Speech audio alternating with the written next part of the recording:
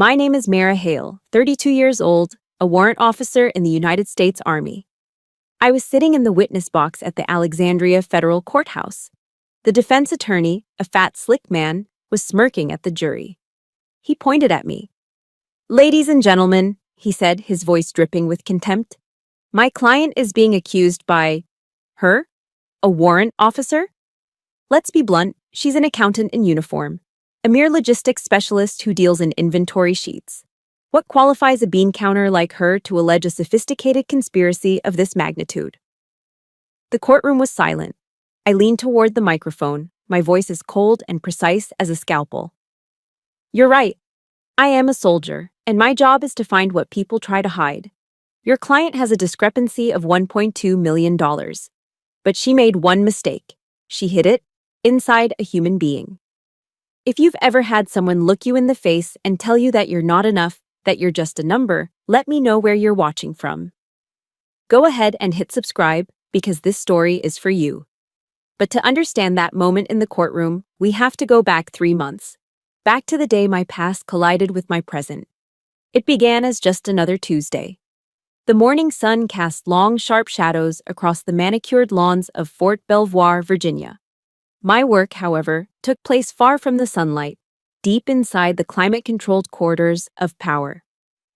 I was at the headquarters of Lieutenant General Thorne, conducting a routine logistics compliance audit. His office was exactly what you'd expect for a 3-star general. Immaculate, imposing, and smelling of expensive coffee and polished mahogany. A large oak desk stood like a fortress, flanked by the American flag and the 3-star general's standard. To me, it was just a workspace. The rank on the door didn't intimidate me. The numbers on the spreadsheets were my terrain. My eyes scanned columns of acquisition dates, serial numbers, and maintenance logs. My mind was a silent, efficient engine, cross-referencing, flagging discrepancies invisible to most. They call me the scalpel in CID. Not because I'm a threat in a fight, but because my precision in an audit can cut a criminal enterprise out of the Army's books without anyone realizing they're bleeding until it's too late. I find the waste, the fraud, the carefully concealed theft that others miss. I'd built my entire career, my entire identity, on this principle. I found safety in numbers because, unlike people, numbers never lie. People lied. Ambition corrupted. Emotions clouded judgment. But a number was pure truth.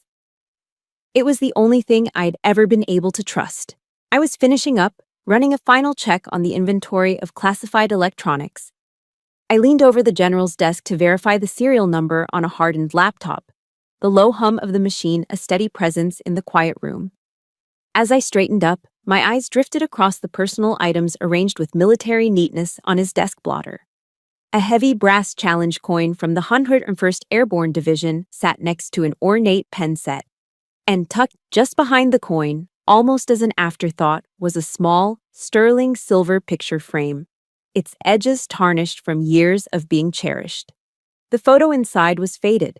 It showed a little girl, maybe 8 years old, with a wide, gap-toothed grin that radiated pure, uncomplicated joy. She was missing one of her front teeth, and her hair was a messy halo in the bright sunshine, a sweet, anonymous face. But my mind, trained to spot the smallest detail, the single digit out of place, locked onto an imperfection. A tiny detail that made the air in my lungs feel like it had been ripped out. There, just above her chin, was a tiny, pale, crescent-shaped scar, almost invisible against her skin. The world narrowed to that single, silver frame. The quiet hum of the office electronics faded into a dull roar in my ears. The clipboard in my hand, which had felt weightless moments before, was suddenly as heavy as a concrete block. I felt the plastic creak in my tightening grip, my knuckles white. My breath hitched in my throat. I knew that scar. The memory wasn't a thought, it was a physical sensation. The summer heat on my skin, the grit of the St. Jude's orphanage yard under my worn-out sneakers, the phantom weight of that sharp-edged piece of gravel in my small hand. We were playing pirates, screaming with laughter as we charged across the dusty, sun-baked patch of dirt that served as our whole world. She was the captain, of course. She was always the captain. I was just the clumsy first mate who tripped over his own feet. I'd fallen, my hand lurching out to break my fall, the sharp rock I'd been holding scraping across her chin. I remembered the single, perfect drop of blood that welled up, her small gasp of pain, and the wave of guilt that had washed over me. Maria, my only friend. The name echoed in the silent chambers of my heart, a place I hadn't visited in 20 years. The carefully constructed walls of Warrant Officer Hale, the scalpel, crumbled into dust. All that was left was Mara, the orphan from St. Jude's. "Sir," the word escaped my lips as a ragged whisper, a complete breach of my own rigid military bearing. I couldn't look away from the picture. "Sir, I know this girl." My voice cracked. We were at St. Jude's together. General Thorne, a man who commanded thousands of soldiers and controlled billion-dollar budgets, went completely still. He had been reviewing a report, his posture one of effortless command. But at my words, the man disappeared and the mask of the general shattered. The change was terrifying to watch. The steel in his eyes dissolved into something raw, fragile, and utterly human. He shot up from his leather chair so fast it screeched against the polished floor, the sound violent in the quiet office. His voice, when it came, was not the measured baritone of a commander. It was the choked, broken rasp of a grieving father. "That's impossible." He stared at me, his eyes wide with a wild, desperate hope that was painful to see. He crossed the room in 2 strides and snatched the frame from his desk, holding it as if it were a holy relic. "That is my daughter, Era." His voice broke on her name. "She was kidnapped from a park in Arlington 15 years ago. 2 names, 2 stories, 1 scar." And in that deafening, heart-stopping moment of collision, as I looked from the girl in the photo to the broken man in front of me, I knew.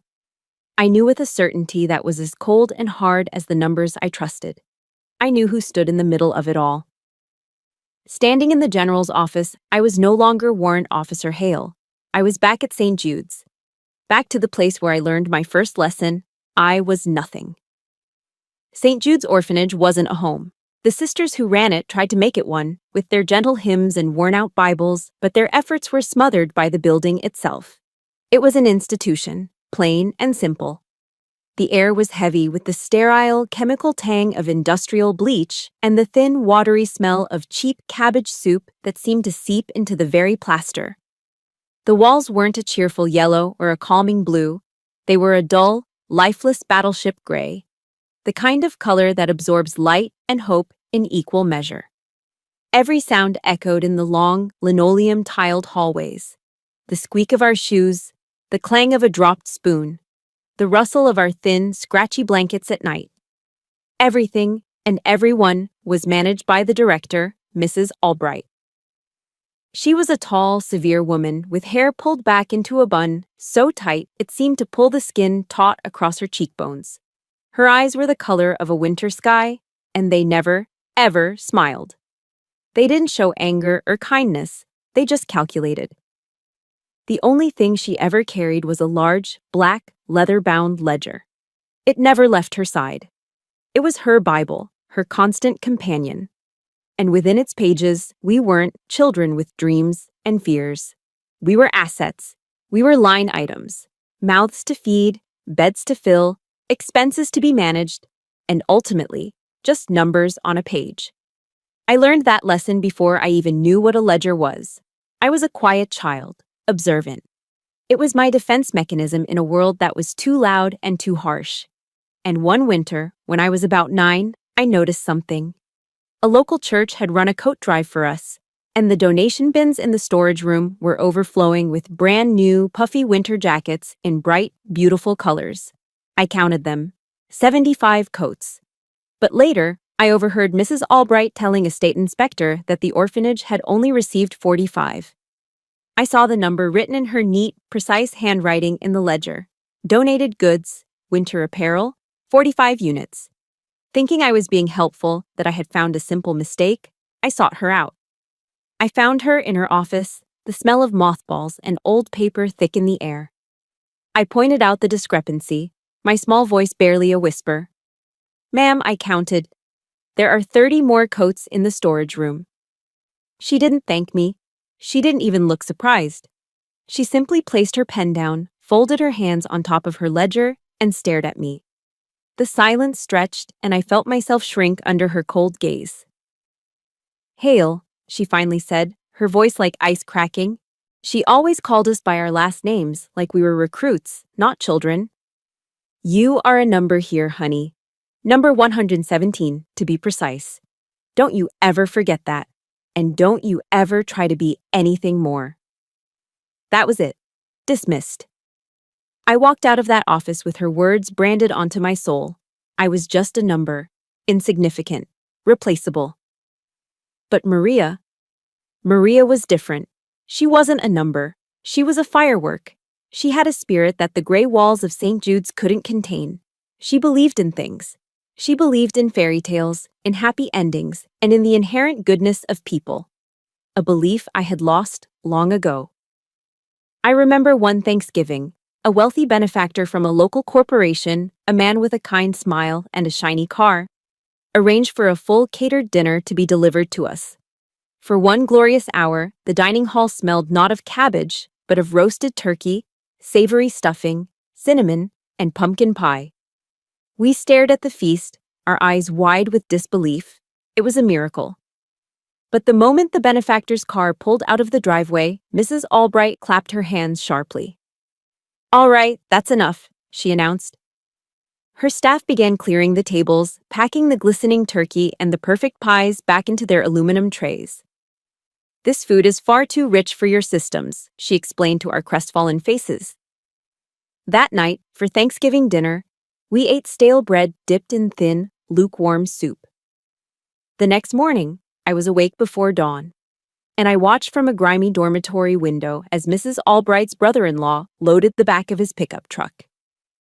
It was filled to the brim with our Thanksgiving dinner. She hadn't thrown it away. She had stolen it. She had stolen our one day of joy.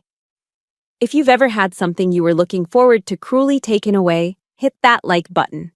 And in the comments below, just type one word. Unforgivable. Because that's exactly what it was. And then one day, Maria was gone. It was a Tuesday, just like any other. But at breakfast, her seat was empty. Mrs. Albright stood before us, her ledger tucked under her arm, and made the announcement in her usual flat, emotionless tone. Maria Hale, she told us, had been adopted by a wonderful family in a distant state. Just like that. No goodbye, no forwarding address, no chance to hug my only friend one last time. She just vanished. A number erased from one column and, I would later learn, entered into another. The cold, wrong feeling of her disappearance never left me. It settled deep in my bones, a permanent chill that no donated coat could ever warm. Mrs. Albright had taught me my lesson well. I was a number, and numbers were meaningless unless they were part of a system you controlled. So, on my 18th birthday, I walked out of St. Jude's and into an Army recruitment office. I enlisted. I joined a world where numbers meant everything. They meant order, discipline, and structure. They meant a rifle serial number, a grid coordinate, a mission timeline. In the Army, I could finally take the very thing that was meant to make me feel worthless and turn it into a weapon. I joined the Army to get away from Mrs. Albright, but I quickly learned that the world is full of its own Albrights. They just wear different uniforms. Becoming a warrant officer in the Criminal Investigation Command, CID, isn't the glamorous path you see in movies. It's not about kicking down doors or high-speed chases, at least not for me. The special agents, the ones with the badges and the bravado, they handle the murders, the assaults, the headline-grabbing crimes. Me? I follow the numbers. I hunt in the digital wilderness of procurement contracts, deployment manifests, and financial disclosures. I am a forensic accountant with a top-secret clearance and a service weapon I rarely unholster. It's a quiet, meticulous, and often thankless job. And no one made that clearer than my direct superior, Colonel Jennings. He was a man carved from the old Army mold, broad-shouldered, gravelly-voiced, with a firm belief that real soldiering involved mud and gunpowder, not spreadsheets and calculators. He never hid his disdain for my work. In our weekly briefings, surrounded by agents who had spent their week interviewing witnesses to violent crimes, he would inevitably turn to me, a dismissive smirk playing on his lips. "Hale," he'd drawl, making sure everyone in the room was listening. "When are you going to stop playing with your spreadsheets and get out there and do some real soldiering?" He coined the name for me himself. To Colonel Jennings and soon to the rest of the unit, I was the accountant in uniform. It wasn't a compliment. It was a label meant to diminish, to separate my work from the real work of CID. The label stuck, and it became the lens through which he viewed every piece of intelligence I brought him. About a year ago, I stumbled upon a pattern while auditing fuel contracts for a forward operating base in Afghanistan. It was subtle, just a few cents overcharge per gallon here, a few phantom shipments there. But the numbers added up. Over 6 months, it amounted to nearly $500,000. It was a sophisticated fraud, buried under layers of subcontracting and forged delivery receipts. I spent weeks piecing it together, my findings culminating in a 40-page report that laid out the entire scheme. I presented it to Jennings in his office, feeling a rare flicker of pride. I had found the ghost in the machine. He took the report, his eyes scanning the executive summary with impatience. He flipped a few pages, his expression unchanging. Then he tossed it back onto his desk. The slap of the binder against the wood echoed the slap of Mrs. Albright's ledger. "You have no hard evidence, Hale," he said, his voice flat. "You've got a pile of numbers and a theory. Stop wasting my time with these half-baked conspiracies." He leaned forward, his eyes narrowing. "You're a logistics specialist. Stick to logistics." An order. A dismissal. The ghost of Mrs. Albright's voice echoed in my ears. "Don't you ever try to be anything more." He wouldn't authorize the manpower for a full investigation. He said we had real cases to worry about. So, I did it myself. My days were for the work Jennings assigned me. My nights were for the fuel case. While the other agents were at home with their families, I was alone in our sterile, fluorescent-lit office. The only sounds were the hum of my computer and the occasional rattle of the HVAC system kicking in. I subsisted on stale coffee from the break room pot and protein bars I kept in my desk drawer. Night after night, I sat there, my eyes burning from staring at the screen, meticulously cross-referencing shipping manifests from the port in Karachi with fuel invoices from Bagram. It was a lonely, exhausting battle, fought with nothing but data and my own stubborn refusal to be wrong. And I wasn't. After 3 weeks of sleepless nights, I found it. The undeniable proof. A digital signature on a falsified delivery confirmation that traced back to a shell corporation owned by the brother of the on-site contracting officer. It was the smoking gun. I proved the case. I saved the Army $500,000. But there was no commendation. There was no apology from Jennings. He simply took my completed file, put his own name on the final report to the Inspector General, and accepted the credit during a command briefing. That was my life in the unit. A constant, silent struggle to prove my worth. A relentless fight to be seen as more than just a number cruncher. I was fighting alone, surrounded by soldiers who were supposed to be my brothers and sisters in arms. The only glimmers of light came from the most unexpected places. It was late one night, probably 2 in the morning, during that fuel investigation. I was slumped over my keyboard on the verge of giving up, the sheer volume of data threatening to swallow me whole. The office was dark except for the glow of my monitor. Suddenly, a shadow fell over my desk. I looked up to see Chief Warrant Officer Thompson from Food Service. He was a quiet, older man with kind eyes and hands permanently stained from years of working in Army kitchens. We'd never spoken more than a few words in passing. He didn't say much. He just placed a steaming ceramic mug of coffee on my desk. Real coffee, not the sludge from the break room. He must have brewed it himself. He gently patted my shoulder, his touch surprisingly steady. "Scalpel," he said, using my nickname with a respect Jennings never showed. "Don't let the bastards grind you down." And then he was gone, his footsteps silent down the empty hall. It was such a small gesture, a cup of coffee and 10 quiet words. But in the crushing isolation of that moment, it meant the world. It was a lifeline. It was a quiet acknowledgement from one overlooked soldier to another. It reminded me that even in the shadows, I wasn't entirely invisible. The shockwave that hit General Thorne's office lasted only a few seconds. The ghost of little Mara, the orphan girl trembling with a memory she thought she'd buried, receded. In her place, CID investigator Hale took control. His grief was a tangible force in the room, a raw, gaping wound. But I was a soldier on duty, and I had just identified a threat. "Sir," I said, my voice steady and even, cutting through the heavy silence. The calm authority in my tone was deliberate, designed to pull him back from the edge of his personal abyss. He looked up, his eyes unfocused, lost in a 15-year-old nightmare. I held his gaze. "With all due respect, General, I don't believe your daughter was kidnapped in the way the police thought. I believe she was sold." I let the ugly word hang in the air between us. I believe she was moved through a corrupt adoption ring operating out of St. Jude's orphanage. I took a breath, delivering the final, critical blow. "And I believe Mrs. Albright is the one who ran it." For a moment, the broken father vanished, and the three-star general returned. The grief in his eyes hardened into something else, a cold, brutal resolve. Steel replaced the sorrow.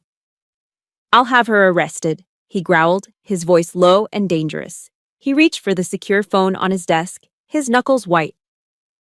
"I'll have a team from the Provost Marshal's office pick her up within the hour." "No, sir," I interrupted, a breach of protocol I wouldn't have dared with any other officer. "You can't." He froze, his hand hovering over the phone, his eyes flashing with anger. "Sir, the original case is a 15-year-old civilian kidnapping. It's cold, and it's outside of CID's jurisdiction. A military arrest would be thrown out, and it would tip our hand. She would lawyer up and bury any evidence so deep we'd never find it." He stared at me, the gears turning behind his eyes. I pressed my advantage, my mind racing, connecting the dots just as I would with any financial crime. "But," I said, my voice lowering slightly, "St. Jude's has received millions of dollars in federal grants over the past 2 decades. A significant portion of which, according to public records I've seen, came from Department of Defense outreach programs. This was my territory. This was where the numbers lived. That gives my office jurisdiction, sir. Not for kidnapping, but for a financial investigation into fraud, waste, and abuse of federal funds directed at the orphanage." It was a legal loophole, a backdoor, but it was the only way in. The rage drained from his face, replaced by a calculated stillness. The full weight of his position, his power, seemed to settle back onto his shoulders. But then, as he looked at me, a low-ranking warrant officer standing in his imposing office, it all fell away again. The stars on his collar seemed to disappear. He wasn't a general anymore. He was just a man who had lost his child. "Warrant officer," he said, and his voice cracked, the sound of a man holding on by a thread. He sank back into his chair, the powerful frame suddenly looking frail. "My command authority. I can't officially task you with this. It would be a gross overreach." He looked down at his hands, then back up at me, and his eyes were pleading. "But as a man, as a father, I'm asking you. Please, find my daughter." That was it. That was the moment that changed everything. All my life, I had been a number, a line item, an accountant in uniform to be dismissed or used. Mrs. Albright, Colonel Jennings, they saw me as a function, a tool. But this man, this powerful, heartbroken general, saw me. He wasn't giving me an order. He was asking for my help. He needed me. And for the first time in my 32 years, I felt the profound, staggering weight of someone's absolute trust. The invisible girl from St. Jude's, the one who was told to never be anything more than a number, was now the only hope for one of the most powerful men in the country. "I'll do it, sir," I said, my voice firm with a newfound purpose. There was no hesitation. This was my mission now. He gave a sharp, decisive nod, the general returning for a final, crucial act. He picked up his phone. I can't officially interfere with your investigation, Hale, he said, his voice now laced with cold steel. But I can clear the road for you. He pressed a button on the console. Get me Federal Judge Marks on the line, he commanded his aide. Tell his clerk this is a matter of national security. The weight of those two words could move mountains in Washington. He locked eyes with me as he waited, the phone pressed to his ear. You'll have 20 years of St. Jude's unredacted financial records on your desk by 800 tomorrow. A connection was made on the other end of the line, and he turned away slightly, his voice dropping. Mark, it's Thorne. I'm calling in a favor. He hung up a few moments later and looked at me, his expression a grim mask. The alliance was forged. He was the power, and I was the weapon. Go get that monster, warrant officer. I left General Thorne's office walking on air, feeling a sense of purpose I hadn't felt in years. The mission was no longer an abstract hunt for financial ghosts in the machine.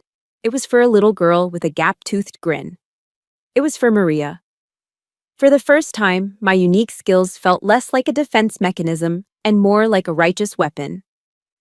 The quiet hope humming in my chest was an unfamiliar, welcome warmth against the cold I'd carried for so long. The feeling lasted for the 30-second walk from the command wing back to the CID section of the building. But the second I pushed through the keypad-locked door into my own office, I hit a wall. That wall's name was Colonel Jennings. I hadn't even made it back to my desk, my mind already outlining the first steps of the investigation, when my desk phone began to ring. A shrill, piercing sound in the relative quiet of the office. I didn't even need to look at the caller ID. Only one person used the internal line with that kind of impatient urgency. I picked up the receiver. Hale. My office. Now, he growled, and the line went dead. No greeting, no preamble, just a summons. The walk to his office, a path I'd taken 1,000 times, felt different. Each step seemed to pull me further away from the light of General Thorne's trust and deeper into a familiar shadow. The low hum of fluorescent lights, the quiet clatter of keyboards from other agents in their cubicles, the smell of burnt coffee from the break room, it all felt oppressive. The warmth of my new purpose was already cooling, replaced by a knot of dread twisting in my stomach. When I stepped inside his office, the atmosphere was thick enough to choke on. Jennings wasn't behind his desk. He was standing by the window overlooking the vast gray parking lot, his hands clasped behind his back. He held himself with the rigid stillness of a predator waiting for its prey to wander into the trap. He didn't turn as I entered and closed the door behind me with a soft click. Warrant Officer Hale, he said to the glass, his voice deceptively soft, carrying a dangerous razor-thin edge. He finally turned, his eyes like chips of granite, cold and hard. What in the hell were you doing in General Thorne's office? The question hit me with the force of a physical blow. The meeting had ended less than 20 minutes ago. My mind, trained to analyze data flow, went into overdrive. The speed was impossible. A meeting at that level, on such a sensitive topic. For the information to travel from a 3-star general's office to his, it wouldn't go through normal channels. It would require a direct, privileged line of communication. A chill that had nothing to do with the office's aggressive air conditioning snaked its way up my spine. I willed my training to take over. I pulled my professional mask on, smoothing my features into a neutral slate. My posture instinctively shifted to a rigid, formal attention. Colonel, I was pursuing a lead on potential fraud of federal funds involving a civilian contractor. It was the official, sanitized truth. Jennings let out a short, ugly bark of a laugh. It was a sound entirely devoid of humor. A civilian contractor? He scoffed, his boots making no sound on the government-issue carpet as he moved toward his desk. Let's cut the crap, Hale. You mean St. Jude's orphanage, don't you? And a director by the name of Mrs. Albright? My blood ran cold. The dread in my stomach tightened into a painful, nauseating knot. He didn't just know about the meeting, he knew the names, the specifics. This wasn't a guess, it was confirmation. Someone hadn't just reported my presence, they had reported the entire conversation. Before I could process the implications, he was standing in front of me, his larger frame invading my personal space, forcing me to crane my neck slightly to meet his gaze. It was a classic power move, and he knew it. "Warrant officer," he said, his voice dropping to a low, conspiratorial whisper that was more menacing than a shout. "Let me give you a piece of advice. Mrs. Albright is a pillar of this community. She sits on charity boards, she attends fundraisers with senators and congressmen. She has friends in very, very high places." He paused, letting the weight of his words sink in, his eyes boring into mine. Places much higher than a 3-star general who spends most of his time worrying about budgets. The threat was no longer veiled. It was a declaration. He was telling me Thorne's power, which had felt so absolute just moments before, had its limits. And we were about to find them. He backed away and settled into his large leather chair, steepling his fingers in a gesture of calm, unassailable authority. He looked at me as if I were a malfunctioning piece of equipment. "Look, Hale, I know you get a kick out of your numbers. It's what you do. You did good work on that fuel contract thing." The praise was a poisoned dart, meant to soften me up before the kill. But this is a different league. This isn't about some greedy contractor trying to skim a little off the top. This is about people who can end a career with a single phone call. "Do you understand me?" He leaned forward, his voice hardening into a command. "There is no case here, just some minor accounting errors in an old, dusty file. You will let it go. You will go back to your desk, and you will focus on the logistics audits I assign you. This investigation is over." It was a direct, unlawful order to obstruct justice. He was telling me to stand down, to abandon the only real lead in a 15-year-old crime, to abandon Maria, to abandon General Thorne. The hope that had filled me in the general's office felt like it was hemorrhaging out of me, draining onto the worn carpet of Jennings's office, leaving behind nothing but a familiar, hollow rage. I locked my knees, my body a rigid column of defiance on the inside, but a statue of obedience on the outside. My training warred with my conscience. My voice, when it came out, was flat, robotic, betraying none of the fury screaming inside my skull. "Yes, Colonel." "Good," he said, leaning back in his chair, the picture of a man satisfied with his own power. "Dismissed." I executed a crisp about-face and walked out of the office, my back straight, my steps measured and even. I didn't let myself breathe until the door clicked shut behind me. I stood in the hallway for a second, the cold professionalism I had worn like armor cracking under the pressure of a glacial rage. He wasn't just dismissing me. He wasn't just covering his own backside. He was actively protecting her. The speed, the specific names, the direct order to drop it all pointed to one terrifying conclusion. The system wasn't just broken, it was rotted from the inside. It was complicit. And as I walked back to my desk, the truth settled in, cold and hard as a tombstone. Mrs. Albright didn't just have a brother-in-law on her payroll, she had a full-bird colonel in her pocket, and I had just made an enemy of them both. I went back to my desk feeling utterly isolated. The rage from Jennings's office cooled into a familiar, heavy resignation. I followed the order. I opened my case management software, typed in the file number for the St. Jude's inquiry, and formally marked it as closed, unfounded. The click of the mouse felt like a betrayal. For one full day, I tried to believe I was wrong. I immersed myself in a mind-numbing audit of vehicle maintenance logs, forcing the image of Maria's face out of my head. I told myself Jennings was right, that it was just a coincidence, a ghost from the past that I needed to let go of. I tried to bury it. I tried to be a good soldier, until the email arrived. It came at exactly 1700 hours, 5 o'clock, the official end of the duty day. The timing was deliberate, a final power play before the weekend. An email notification popped up on my screen. The sender was Colonel Jennings. The subject line read, "Tasking adjustment, immediate." What caught my eye and made a cold pit form in my stomach was the recipient list. He had CC'd the entire CID unit, every agent, every analyst, every administrative clerk. This wasn't an order, this was a public statement. My fingers trembled slightly as I opened it. The text was brief, written in the cold, impersonal language of military bureaucracy.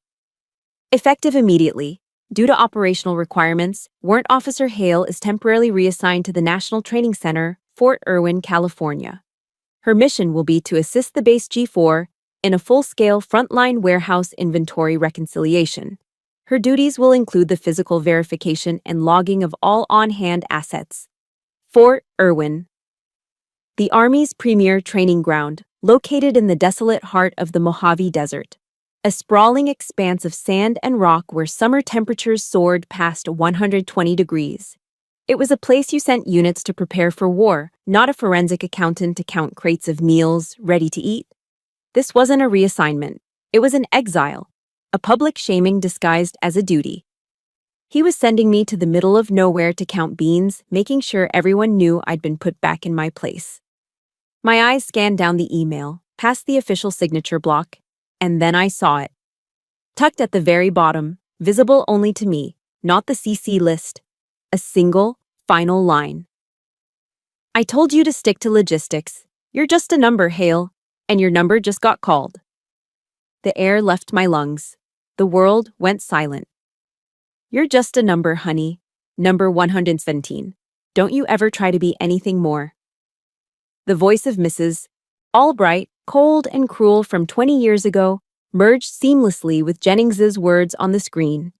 It was the same voice, the same message, the same casual, brutal dismissal of my entire existence. This was more than an insult. It was a psychological strike aimed with surgical precision at the oldest, deepest wound I had. He had found the broken piece of my soul and was grinding his heel into it. I just sat there, my hand frozen on the mouse, staring at the words. A tremor started in my fingers and spread through my entire body. It wasn't a shiver of fear. It was a seismic wave of pure, unadulterated rage. A rage so profound it burned away the resignation, the fatigue, the lifelong habit of quiet obedience. He was right. To him, to Albright, to all of them, I was just a number. An entry in a ledger.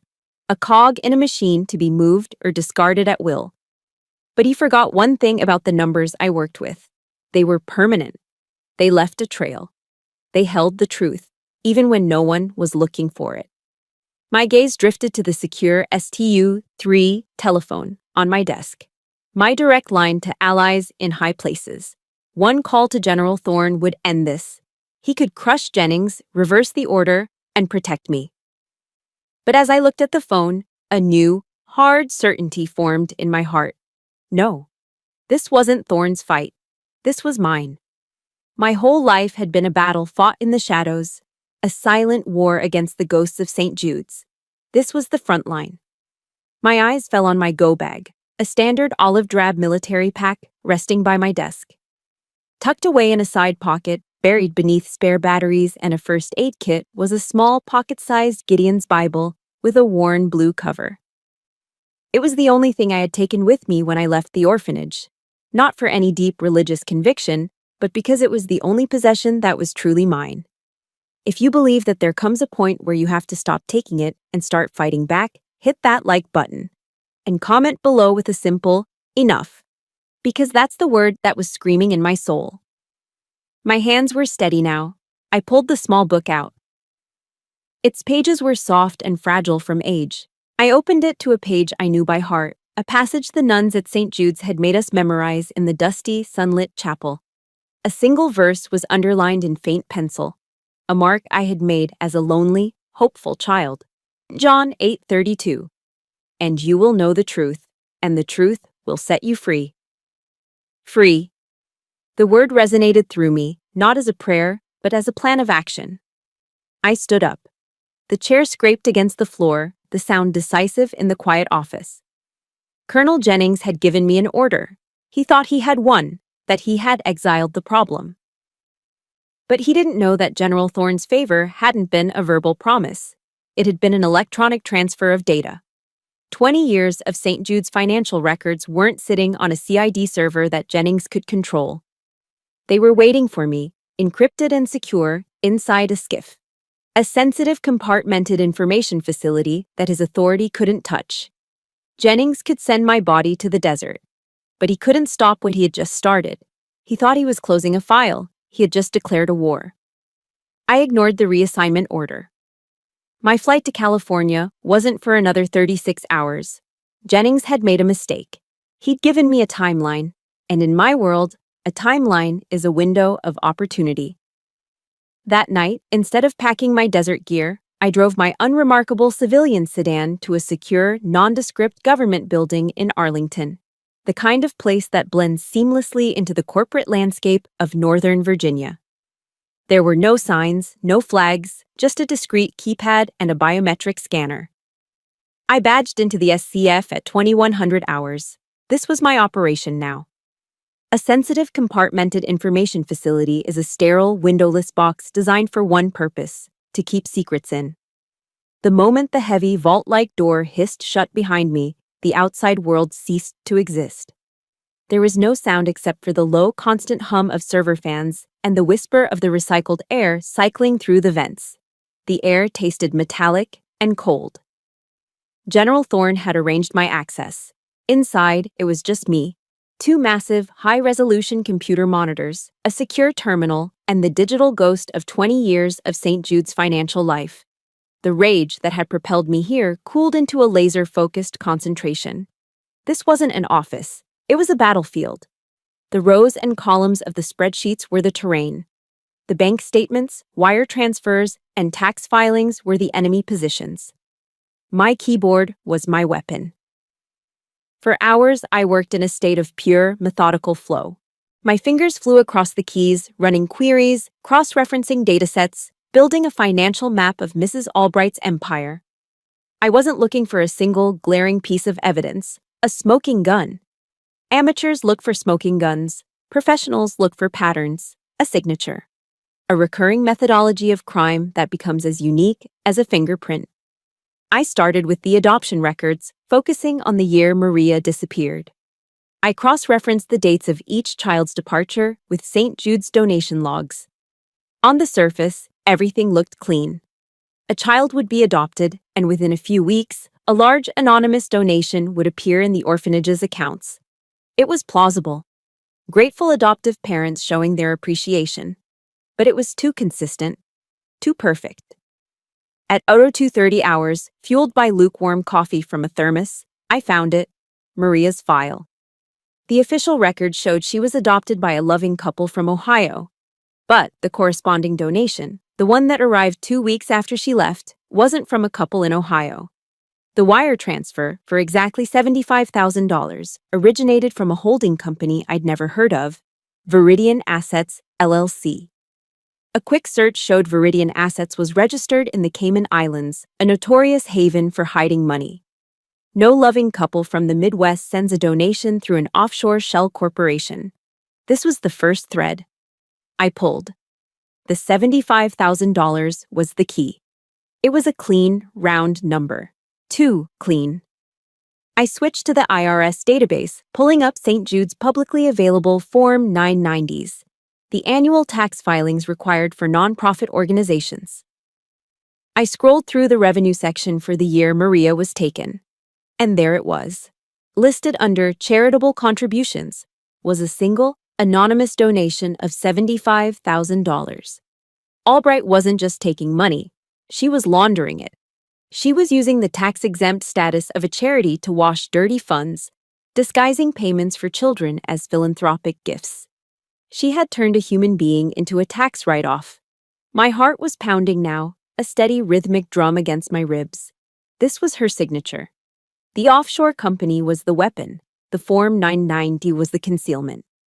I started a new search, looking for that exact pattern across all 20 years of data. How many other adoptions were followed by large, round-numbered donations from other anonymous shell corporations? The results populated the screen. 12. Over 2 decades, 12 children had been adopted under the same financial signature, each one a ghost, their true price hidden in plain sight. The final piece of the puzzle was Viridian Assets. Who owned it? It took another hour of digging through complex international business registries, peeling back layers of corporate ownership like an onion. The Cayman Islands Company was owned by a parent corporation in Delaware, another state known for its corporate secrecy. But Delaware law requires at least one officer to be publicly listed. I ran the search. The name that appeared on my screen made the breath catch in my throat. The sole registered agent of the parent company was a man named Martin G. Albright, Mrs. Albright's brother-in-law, the same man I had seen loading our stolen Thanksgiving dinner into the back of his pickup truck all those years ago. A slow, cold smile spread across my face. It wasn't a smile of happiness. It was a smile of grim, absolute certainty. The kind of smile a predator makes when it finally has its prey cornered.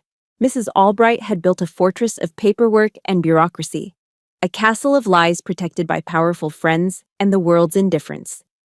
She believed no one would ever care enough to look, that no one would have the skill to navigate her maze. She counted on the fact that the children she sold were invisible, worthless numbers in her grand calculation. But she made one fatal miscalculation. She never imagined that one of those numbers would grow up, join the United States Army, and become a specialist at the one thing that could bring her entire world crashing down. She never planned on me. My evidence, meticulously extracted from the digital ether of the SIF, was ironclad. It was enough for the U.S. Attorney's Office to convene a grand jury, which promptly returned a federal indictment against Mrs. Albright on 12 counts, including wire fraud, money laundering, and conspiracy. My follow-up report on Colonel Jennings's deliberate obstruction of a federal investigation led to his quiet, unceremonious removal from command, pending a court-martial. The system, when forced into the light, had begun to work. And now, 3 months later, here I was, back where this story began, in the witness box of the Alexandria Federal Courthouse, facing Mrs. Albright's high-priced defense attorney. He was exactly the kind of man I expected. Overweight in an expensive suit, with a pinky ring that caught the light and a condescending smirk that never left his face. He was pacing in front of the jury box, his folksy charm just a thin veneer over a predator's instincts. He was in the middle of his cross-examination, and he was moving in for the kill. "So, Warrant Officer Hale," he began, his voice dripping with false deference. "Let's be clear for the jury. You have no formal training in child psychology, is that correct?" "That is correct," I answered, my voice even. "And no field experience investigating child abduction cases?" "Correct." "No specialized background in criminal profiling whatsoever?" "That is also correct." He stopped pacing and turned to face me fully, his smirk widening. He let the silence hang in the air for a dramatic beat. "So," he said, leaning against the railing of the jury box as if sharing a secret with them, "at the end of the day, you're a logistics specialist, aren't you? Your job is inventory." "Correct." My answers were short, crisp, giving him nothing to work with, but he thought he had me. He turned his back on me and addressed the jury directly, his arms spread wide in a gesture of shared disbelief. "Ladies and gentlemen, the government's entire case rests on the testimony of this witness, a woman who admits she knows nothing about the crimes my client is accused of, a career bean counter." He laughed, a short, dismissive bark, and the word hung in the air like a poisoned dart. That was the moment. The word he thought was his weapon, the insult Jennings had used, the label Albright had branded me with. It was the key. "Counselor," I said, my voice cutting through the courtroom, clear and sharp. It wasn't loud, but it commanded attention. The attorney froze, surprised that I had interrupted his performance. He turned slowly, his smirk faltering for the first time. "It is precisely because I am a logistics specialist that I caught your client," I stated, leaning slightly toward the microphone. I could feel every eye in the room lock onto me, the jury, the judge, the spectators, and Mrs. Albright. The lawyer's face went blank. I don't understand," he stammered, thrown off balance.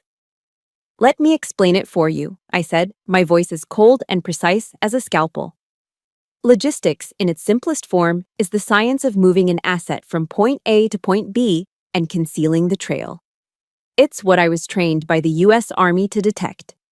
Mrs. Albright was running a logistical operation. She moved her assets, in this case, vulnerable children, from point A, St. Jude's Orphanage, to point B, wealthy, desperate families. I paused, letting the jury absorb the horrifying substitution.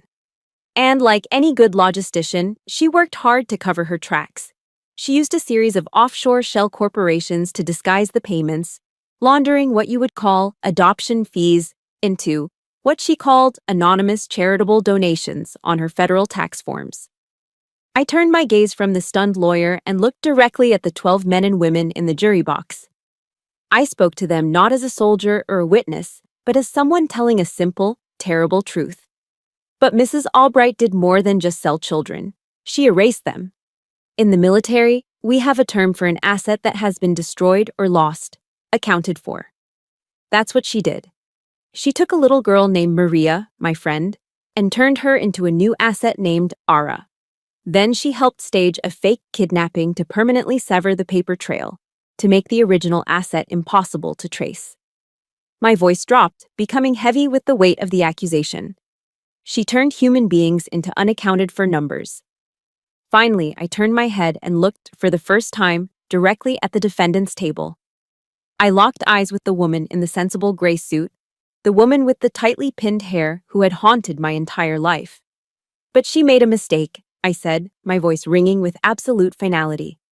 She couldn't sever the bank trail. She couldn't erase the wire transfers. She couldn't delete the numbers. And my job, my only job, is to find the numbers. That's when she broke. Mrs. Albright, who had sat with cold, silent composure for the entire trial, finally shattered. The mask of the respected community pillar disintegrated, revealing the monster underneath. She surged to her feet, her chair scraping violently against the floor. Her face was a mask of crimson rage, her perfectly manicured hands shaking. "You!" she shrieked, her voice a venomous hiss that echoed through the silent courtroom. She pointed a trembling finger at me. "You! You were always a worthless, meddling little brat. You were nothing then, and you're nothing now. You're just a number." The judge's gavel crashed down. "Order! Order in the court! Madam, you will control yourself." But it was too late. The jury had seen, everyone had seen. In front of God and a federal court, she hadn't just confessed to her crime. She had confessed to my wound. She had validated a lifetime of pain, and in doing so, she had just signed her own conviction. Mrs. Albright's shriek was still echoing in the silent courtroom when the jury filed back in. Her outburst had sealed her fate more effectively than any closing argument could have. They hadn't even needed 3 hours. The jury foreman, a middle-aged man with a tired but resolute expression, handed the verdict form to the bailiff, who passed it to the judge. The rustle of that single piece of paper was the loudest sound in the world. The judge read the verdict, his voice a dispassionate monotone that offered no comfort to the guilty. On the charge of conspiracy to commit wire fraud, guilty. On the charge of money laundering, guilty. On and on it went. 12 counts in total. 12 final, unassailable numbers. Each word landed like a hammer blow, building not a cage of steel, but one of absolute, inescapable truth. I watched, my face a carefully composed mask of professional neutrality, as 2 U.S. Marshals moved behind Mrs. Albright. The quiet click of the handcuffs locking around her wrists was the final punctuation mark on a life built on lies. The woman who had made me a number, who had reduced countless children to entries in her black leather ledger, was now becoming a number herself. Federal inmate number 77291. She would be an asset to be managed, a mouth to feed, a bed to fill. The irony was devastatingly perfect. As the marshals led her past the prosecution table, her path intersected with mine for one last time. Her eyes, filled with a venomous, impotent hatred, locked onto me. Her mask of civility was gone, leaving only the raw, ugly thing that had hidden beneath it for 60 years. I didn't flinch. I didn't look away. As she drew level with me, I leaned forward slightly and said, my voice low and clear for her ears only, "The numbers don't lie, ma'am." For a fleeting second, I saw the last of her composure crack, a flicker of pure shock in her eyes before she was led away forever. I pushed my chair back and stood up, the tension of the past 3 months suddenly flooding out of me, leaving behind a profound, bone-deep exhaustion. The assistant U.S. attorney clapped me on the shoulder, his face beaming. "Great work, Hale. Truly great work." I nodded, accepting the praise, but my mind was already elsewhere. The mission was over. It was time to file my final report. I walked out of the courtroom doors and into the controlled chaos of the courthouse hallway. Reporters shouted questions, cameras flashed, but the marshals formed a protective bubble. The crowd seemed to part for me as I moved through it, and then I saw him. Standing near the far wall, away from the worst of the media scrum, was General Thorne. He wasn't in uniform. He was wearing a simple, impeccably tailored navy blue suit, but he still radiated an aura of command that silenced the space around him. He wasn't looking at the cameras or the reporters. He was just standing there, watching me. My training kicked in. I squared my shoulders and began walking toward him, my path direct and purposeful. My objective, to find my superior officer and deliver my after-action report. He saw me coming and straightened up, a silent acknowledgement passing between us. As I closed the last few feet between us in the middle of that chaotic hallway, he did something that stopped my world on its axis. General Thorne, a man who commanded divisions and conversed with presidents, slowly and deliberately drew himself up to his full, imposing height. He looked me directly in the eye, and as the cameras flashed and reporters yelled, he raised his right hand to his brow in a slow, formal, perfectly executed military salute. The hallway fell silent. The cacophony of the media died away into a collective, stunned hush. A 3-star general was saluting a warrant officer. It was a flagrant breach of protocol. It was a gesture that defied every rule of rank and custom in the book. It was the most profound and personal expression of respect one soldier could give another. It was the recognition I had unknowingly craved my entire life. In that single, silent gesture, the invisible girl from St. Jude's, the bean counter in uniform, the number that was told to never be anything more, simply vanished. A thick, painful lump formed in my throat. Hot tears pricked the corners of my eyes, but I refused to let them fall. My military bearing was the only thing I had left to hold on to. I couldn't return the salute. Protocol dictated you don't salute an officer in civilian clothes. It would have lessened the meaning of his gesture. Instead, I did the only thing I could. I snapped my body to the rigid, formal posture of attention, my arms straight at my sides, my chin up. I held his gaze and gave a single, sharp, decisive nod. Sir. That salute wasn't a medal to be pinned on a uniform. It was more than that. It was absolution. It was a silent, powerful acknowledgement that washed away every insult, every dismissal, every moment of doubt I had ever felt. It was a voice, louder than all the others, that said, "You are not a number. You are a hero. And I see you." As General Thorne slowly lowered his hand, the noise of the hallway rushed back in, a chaotic wave of sound. But he seemed oblivious to it. He ignored the shouting reporters and the flashing cameras. He looked at me, and with all the power and protocol of the United States Army stripped away, he was just a father. He asked the only question that truly mattered. "My daughter." His voice was a raw whisper, heavy with 15 years of hope and fear. I had anticipated this. From my briefcase, I pulled a single, sealed manila envelope. It was the final piece of the investigation, the one report that would never be entered into official CID files. I handed it to him. His strong, steady hands trembled almost imperceptibly as he took it. "Her name is Maria, sir. She's 28 years old. And she's safe."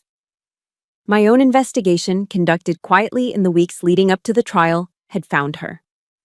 She's a landscape designer living in Portland, Oregon. The family who acquired her gave her a good life. They never knew the truth. They passed away a few years ago.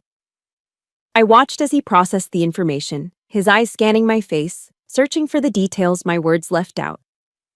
"I've made contact through a third party, sir," I added gently. "She knows you're looking for her. She knows the truth about who she is." I paused, choosing my next words carefully. "She's scared, sir, and confused. Her entire life has been turned upside down, but she's ready." A single tear escaped his eye and traced a path down his weathered cheek. He didn't bother to wipe it away. The formidable 3-star general was gone, replaced by a man whose lost child had just been found. He clutched the envelope to his chest as if it were the most precious thing in the world. "Thank you, Warrant Officer Hale," he said, his voice thick with emotion. "Thank you for bringing my daughter home."